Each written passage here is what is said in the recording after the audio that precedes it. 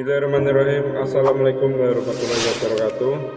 Pemirsa yang dirahmati Allah, marilah kita simak ceramah dari Ustadz Dasa Tatib dengan tema cara menghapus dosa.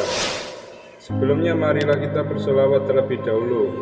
Allahumma sholli ala sayyidina Muhammad wa ala ali sayyidina Muhammad. Selamat menyaksikan.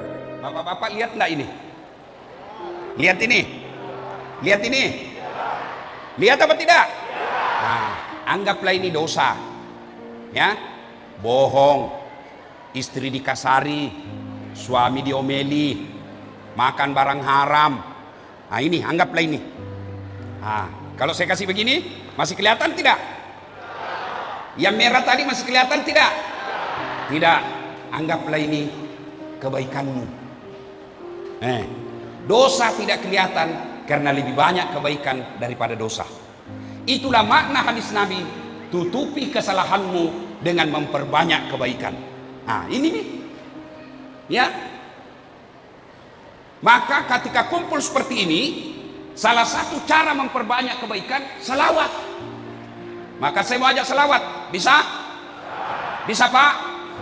Kita tanding dulu, mana lebih kencang salawatnya ibu-ibu dengan bapak-bapak. Ayo, emak-emak dulu, ras terkuat di bumi. Wesel kiri tidak belok-belok.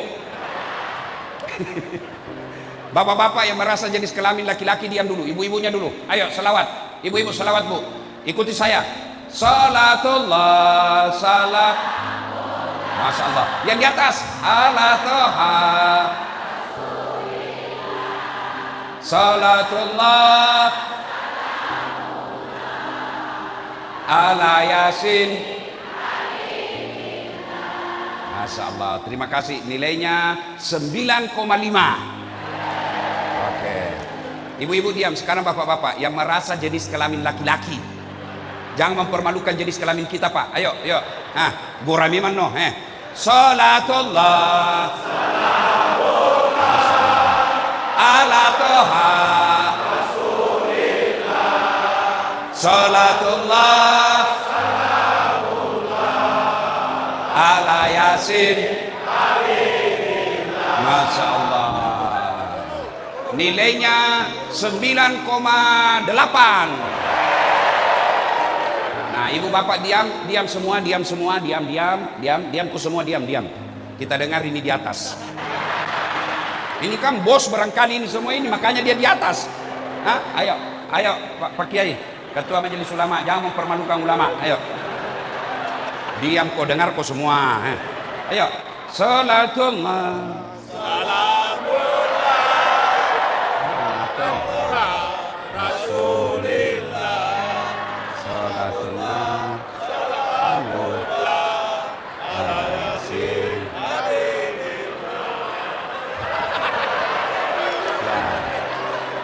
Tadi 9,5 ibu-ibu, bapak-bapak 9,7. Sekarang 9,9.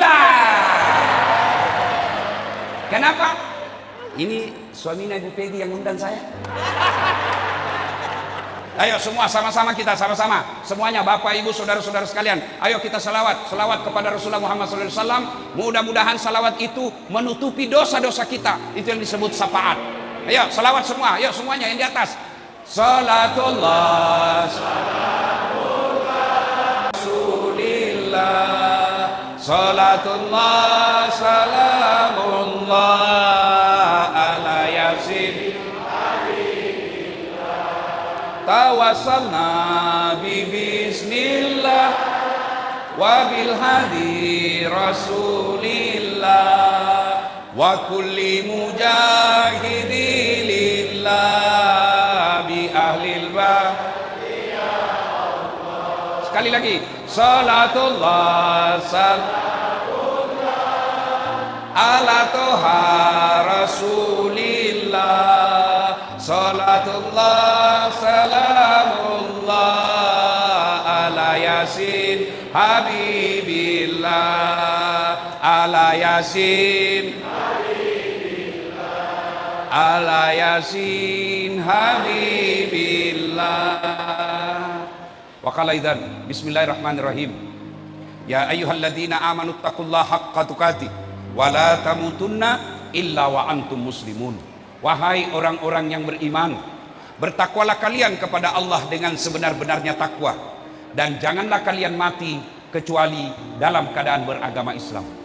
Ayat ini Pak, sejak ada Rasulullah Muhammad SAW, sudah lebih 1400 tahun, tiap Jumat di masjid pasti dibacakan ini ayat. Pak, bapak-bapak, masih ingat waktu Covid? Masih ingat waktu Covid? Masih. Adakah pengumuman itu selalu didengar? Pakai masker, jaga jarak, cuci tangan, jangan berkumpul. Kenapa? Waktu itu penting. Tiap hari diumumkan, pakai masker, pakai masker. Kenapa? Penting. Sekarang masih ada itu pengumuman? Masih ada? Tidak ada. Kenapa? Tidak penting nih. Ini ayat, ratusan ayat dalam Quran, kenapa hanya ini yang selalu dibacakan? Maraturot ayat pokurangnya. Tapi kenapa ayat ini selalu diulang-ulang tiap Jumat? Dan rasanya susah diterima akal. Jangan kamu mati kecuali dalam keadaan beragama Islam. Berarti ayat ini Allah ingatkan kepada kita semua orang Timika. Dasat, hati-hati kok. Mengaku kau Islam, belum tentu kau bisa mati bawa Islam. Itu makna ayat itu. Hati-hati, kamu bisa matimu tidak beragama Islam. Insya Allah kita tidak akan mati dalam keadaan rampok. Insya Allah kita tidak akan mati dalam keadaan berzina. Insya Allah kita tidak akan mati dalam keadaan judi. Tapi yang bisa membuat kita mati dalam kekafiran, hubbi aklil haram, suka memakan barang haram. Dan salah satu barang haram itu menerima serangan fajar ketika pilkada yang akan datang. Kau tepuk tangan baru kau semua pelakunya. Wani piro. Pak, saya serius ini, tolong dengar. Bu, ini dari semua kabupaten di Indonesia, Timika ini yang paling banyak emasnya. Iya toh? Saya dapat kabar dari Pak Maksimum, dia bilang, yo kau mau tahu ke sekampungmu. Saya kan tidak pernah ketemu langsung, baru tadi. Apa beliau katakan? 7 triliun PAD-nya ini Timika. Mestinya makmur rakyatnya. Mestinya pembangunan bagus. Mestinya tidak susah lapangan kerja. Iya kan? Tapi karena kau memilih pemimpin wane piro, artinya Bapak Ibu kalau terima uang sogok, Pak, Bu, tidak usah panjang ceramah. Saya mau tanya, kalau kau terima 300.000, kau kaya tidak? Kalau kau terima 1 juta, kaya tidak? Tidak. Bapak-bapak, kalau kau tolak 300.000, miskin kok? Kalau kau tolak 1 juta, kau miskin? Tidak.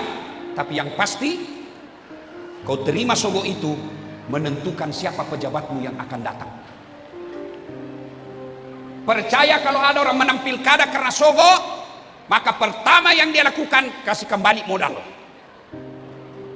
Modal dari mana dia dapat? Dari proyek pembangunan. Mestinya pakai semen 10, dia cuma pakai 5. Belum diresmikan sudah rusak. Kalau rusak, siapa yang rugi? Siapa yang rugi? Masyarakat. Tim sukses yang dapat proyek.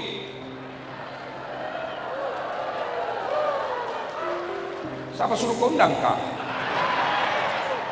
Ya, saudara, boleh miskin, tapi jangan jual harga dirimu. Saya orang Bugis selalu bilang, nah mau kasih asih kak, tapi ajak upah katuna kak. Biar saya miskin, tapi jangan kau hina saya dengan 300.000. Itu orang beriman. Bisa? Kenapa nak cuma 25? Bisa tolak serangan fajar? 100 orang dia orang. Muka-muka serangan fajar semua ini. Bisa tolak uang sogok? Ya Allah, dengarlah janji hambamu. Kalau dia ingkar janji, buat hidupnya susah dunia akhirat. Masih sano. Ya Bapak Ibu saudara-saudara sekalian, saya mau tanya, Pak, pernah lihat orang diantar jenazah? Pernah lihat antar jenazah? Ibu-ibu pernah lihat antar jenazah? Bukan pernah, sering. Kata Nabi, kalau kau diantar jenazah, 3 yang antar kamu, 3 yang mengantarmu, 2 balik, tinggal 1 yang temani kamu. Apa gerangan itu? Pertama, harta. Keluar semua harta, mobil, motor, sepeda, keluar harta antar. Ada yang masuk ke kubur? Ada yang masuk di kubur? Ada, Pak. Apa? Kain kafan. Kamu merantau ke Timika, cari uang, rumah mewah, mobil ada, tidak ada rumahmu masuk di kubur. Tidak ada motormu masuk di kubur. Jangankan rumah motor, handphone saja tidak boleh kau bawa. Jangankan handphone, kantong saja tidak boleh ada. Yang kedua mengantar kita, apa itu? Keluarga. Sanak keluarga, teman, handai tolan, anak, cucu, saudara, antar kita masuk di kubur. Ada yang mau masuk di dalam? Bu, dengar kau baik-baik. Kalau mati kau, Pak, tidak ada istrimu mau masuk temani, tidak ada anakmu mau masuk temani. Dia kubur kita, menangis dia kubur, tapi nak injak-injakku. Iya toh, dia menangis tapi nak injak-injakku. Iya toh. 3 yang mengantar kita, amal. Inilah yang setia, kemanapun kau pergi, dia akan ikuti kamu. Masuklah kita di kubur, kembalilah pengantar. Kata hadis, masih kentara suaranya kakinya orang yang terakhir melangkah dari kubur. Datang malaikat, bawa pertanyaan, 5 pertanyaannya.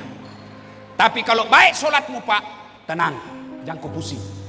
Kalau bagus solatmu, tidak usah cemas. Kenapa? Solatmu yang akan jawab pertanyaan 5 ini. Kalau orang baik solatnya, datang, malaikat berkata, yang baik solatnya ini, bagus semuanya. Marrabuka, siapa Tuhanmu? Solat berkata, dasat, mundur kau. Waktu kau hidup kau rajin jaga saya, sekarang saya jaga kamu. Marrabuka, siapa Tuhanmu? Solat menjawab, Allahu Akbar. Mungkar giling kepala. Tahu ah, jagonya ini.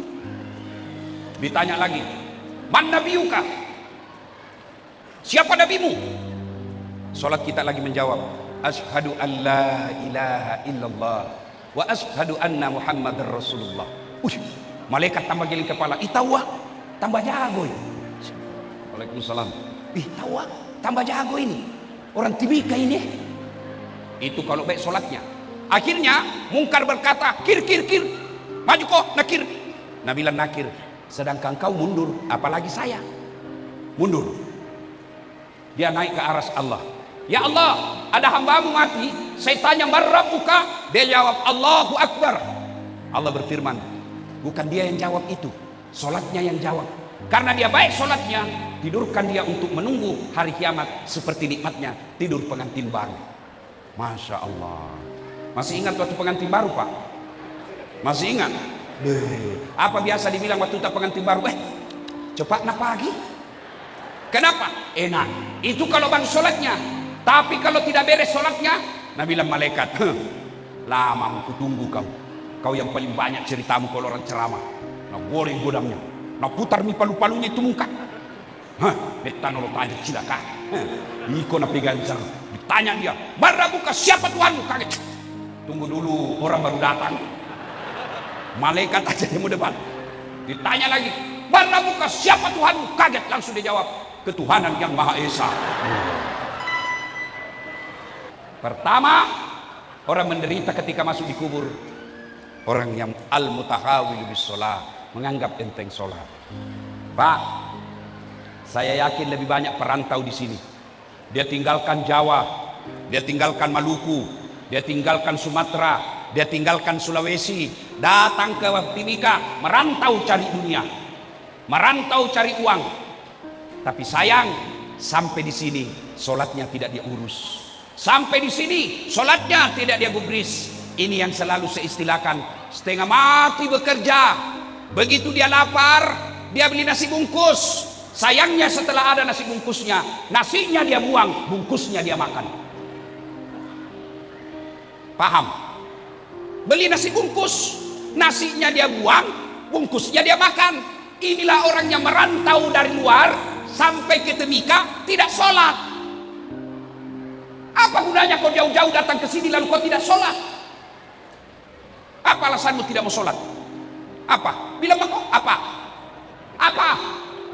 Tidak ada kecuali kutu. Hei, bos, Pak, dengarkan ini, dengar baik-baik. Hei, hei. Kalau kau merantau ke Timika, sampai di sini susah kau kerja, menderita kau, ada pilihanmu? Ada pilihan? Ada. Balik lagi ke Sulawesi. Selesai. Hah? Kau pegawai negeri, tidak suka kau bupati, tidak senang kau gubernur, ada pilihan? Ada pilihan? Ada. Pensiun dini, selesai. Ada ibu-ibu, suamimu cerewet, pelit, kasar, ada pilihan? Ada. Pulangkan saja aku pada ibuku, atau ada pilihan. Bapak-bapak, istrimu cerewet, suka ngomel, malas masak, malas ngurus anak, ada pilihan? Dua pilihanmu. Kalau tidak cerai, tambah jadi dua. Iya toh? Jelas, jelas. Menderita di dunia, bos, menderita di dunia masih ada. Kalau menderita kau di dunia tidak lama dan masih ada pilihanmu. Tapi kalau masuk kau di kubur, masuk di kubur, ada pilihanmu? Enggak enak deh. Datang mereka, lari kau. Begitu kau keluar dari kubur, viral kau satu dunia. Siapa orang paling menderita di kubur? Al-mutahawil bisolah. Dia gak ada sampai jamu, tidak ada harapan. Kasihan kita jauh-jauh merantau dari Jawa, dari Sumatera, dari Papua, dari Maluku, dari Sulawesi sampai ke sini, gajimu cuma 5 juta satu bulan, 7 juta satu bulan, lalu kau tidak sholat. Kalianlah orang yang paling bodoh. Apa susahnya sholat? Apa susahnya? Tidak ada bacaan ku hafal Ustaz. Datang kau berjamaah di masjid, kalau imam sudah baca, diam, sah. Ustaz tidak bisa kena air, tayamum. Masih banyak di sini pasti tidak tahu tayamum. Tayamum, letakkan telapak tangan dinding, usap wajah. Ya, sudah itu, letakkan tangan lagi, ini digulung, gulung ini lengan kanan sampai di atas siku. Jam tangan cincin buka, usap. Ini dulu usap. Sampai di sini dulu diusap. Ini dulu.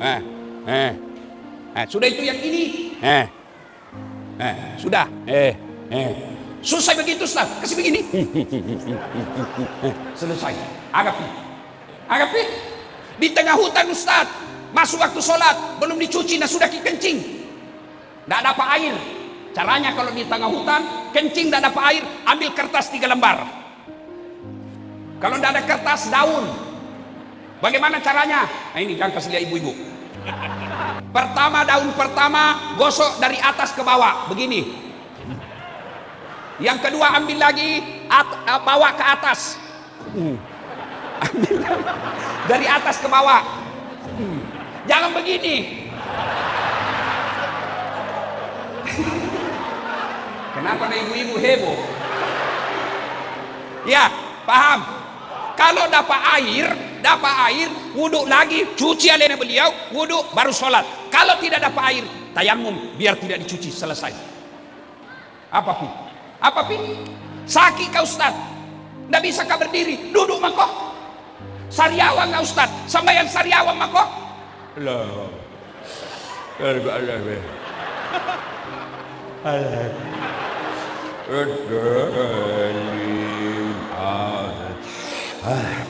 Boleh, Allah tahu kau lagi sakit.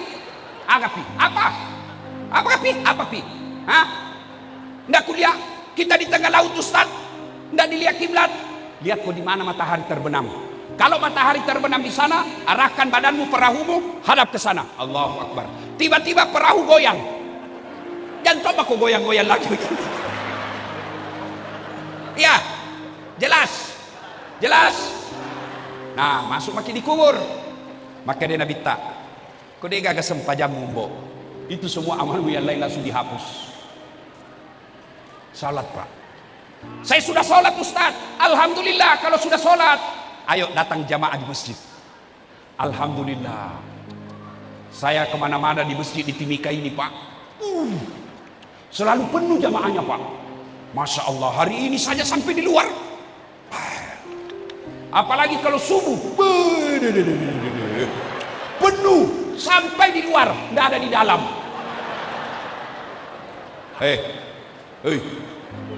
Tahu tidak orang berjamaah? Kalau berjamaah itu satu ada disebut imam. Di belakangnya imam, sebelah kanan ada namanya muballaga. Tahu muballaga, Pak? Ada itu kalau kita di Masjidil Haram, didengar di televisi. Nabi bilang imam, Allahu Akbar.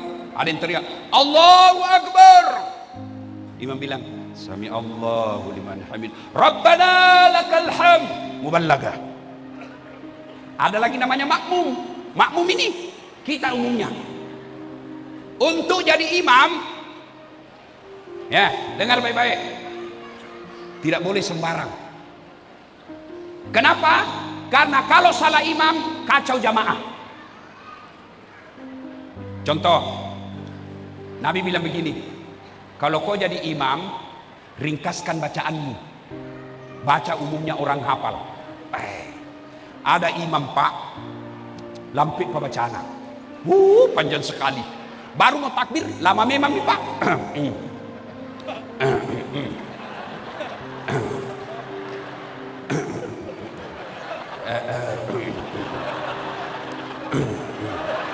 Apa aku tinggal langkah dan selesai nih. Iya toh? Kata Nabi, ringkaskan bacaanmu. Itulah sebabnya imam sebelum angkat takbir sunnah balik ke belakang sambil membaca salat jami' rahimakumullah, luruskan, rapatkan saf. Tujuannya apa? Kita mau lihat ini jamaata. Kalau banyak orang tua, jangan kau selesai kodong. Ini yang jadi imam. Yang pertama nak baca Al-Fatihah. Nah lanjutkan apa? Surah Al-Baqarah ayat 15 sampai ke 55. La haula wala quwwata illa billah. Sampai di belakang kasihan orang tua yang sudah pensiun, remati, batena na sesa. Begini itu remati di belakang.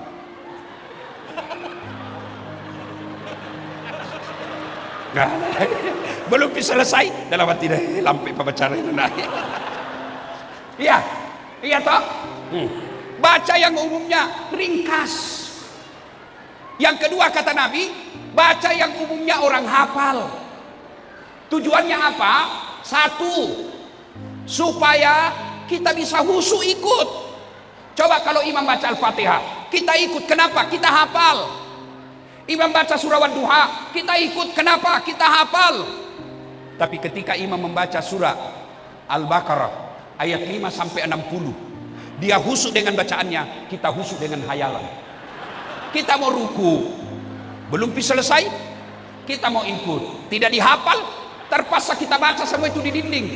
Keadaan keuangan masjid, saldo, pengeluaran khutbah Jumat 500.000, bayar listrik 1 juta, saldo total. Nah baca semua, belum bisa selesai Pak Imam. Nah baca lagi itu kalender Persatuan Bugis KKSS Kerukunan Keluarga Sulawesi Selatan, Ketua Umum, belum bisa selesai. Nah baca lagi bajunya orang, tim sukses nomor 2.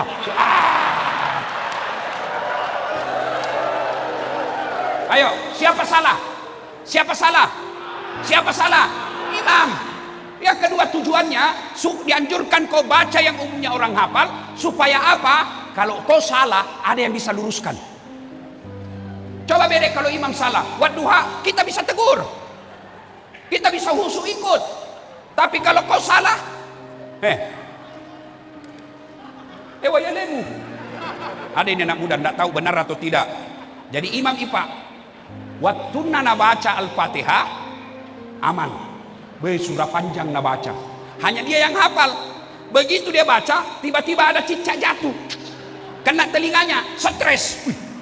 Orang stres, nak lupa sambungannya dalam hatinya. Apa sambungannya ini? Nak lupa betul. Dari belakang juga tidak ada. Suasana hening, diam semua orang satu masjid. Pak Imam bilang, tolong bantu di belakang. Nabilah yang di belakang, saya juga tidak tahu. Tiba-tiba dari belakang sekali anak muda teriak, kalau begitu ya sudah, Allahu Akbar. Siapa salah? Siapa salah? Siapa salah? Imam. Ini kejadian waktu kecil di kampung. Kisah nyata. Sujud orang. Lama sekali ketika sujud. Tiba-tiba orang bilang, kenapa lama sekali nih? Tidak seperti biasanya. Tiba-tiba ada teman saya nak angkat kepalanya. Langsung teriak, wih, hilang imam. Ternyata yang ditunggu hilang di tempatnya, Pak. Dia keluar pintu samping. Bubar sholat. Kacau. Tidak jadi berjamaah. Selesai sholat, datang itu imam. Ditanya, Pak Imam, mana kamu salat jamaah? Kenapa kau tinggalkan saf? Kentukan. Mentukah. Pak Imam, lain kali kalau buang angin, angkat kepalanya orang, biar dilihat kau keluar. Apa nak bilang? Sengaja nak, masih kak, malu kak kau lihat. Siapa yang salah? Siapa salah? Siapa salah? Imam. Maka itulah sebabnya dalam fikih sholat jamaah, jadi imam harus hati-hati. Kenapa? Karena kalau salah imam, salah satu masjid. 27 November, Timika pilih imam. Hati-hati pilih imam. Jangan kau pilih imam hanya karena sekampungmu, karena bukan kau memilih ketua kerukunan. Jangan kau pilih imam hanya karena separtai. Jangan pilih imam yang kamu yakin bisa menyelamatkan bangsa, negara, dan agamamu.